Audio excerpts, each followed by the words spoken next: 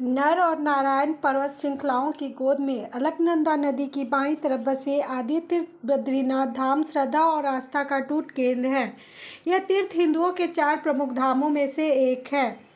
नर और नारायण पर्वत श्रृंखलाओं की गोद में अलकनंदा नदी की बाईं तरफ बसे आदि तीर्थ बद्रीनाथ धाम श्रद्धा और आस्था का अटूट केंद्र है। यह तीर्थ हिंदुओं के 4 प्रमुख धामों में से एक है। यह पवित्र स्थल भगवान विष्णु के चतुर्थ अवतार नर और नारायण की तपोभूमि है। इस धाम के बारे में कहावत है कि जो जाए बद्री और न आए ओदरी, यानी जो व्यक्ति बद्रीनाथ के दर्शन कर लेता है उसे माता के गर्भ में दोबारा नहीं आना पड़ता है। जन्म और मृत्यु के चक्र में छूट जाता है। जब भगवान श्री विष्णु अपनी तपस्या के लिए उचित स्थान देखते देखते नीलकंठ पर्वत और अलकनंदा नदी के तट पर पहुंचे तो यह स्थान उनको अपने ध्यान योग के लिए बहुत पसंद आया। पर यह जगह तो पहले से ही शिवभूमि थी। तब विष्णु भगवान ने यहाँ बाल रूप धारण किया और रोने लगे।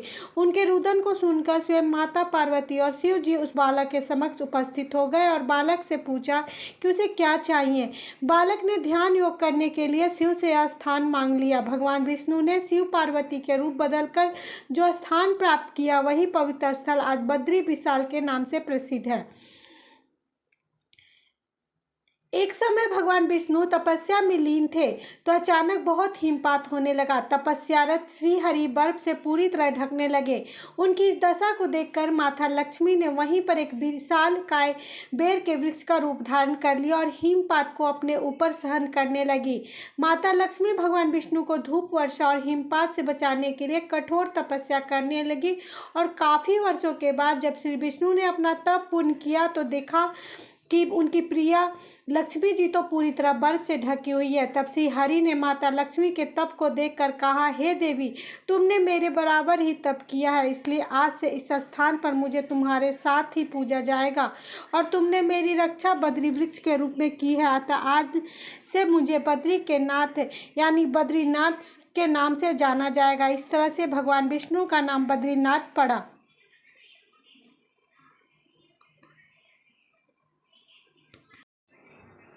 मान्यता है कि जोशीमठ में जहां शीतकाल में बद्रीनाथ की चल मूर्ति रहती है वहां नरसिंह का एक मंदिर है। शालिग्राम शिला में भगवान नरसिंह का अद्भुत विग्रह है और इस विग्रह की बाईं भुजा पतली है और समय के साथ यह और भी पतली होती जा रही है।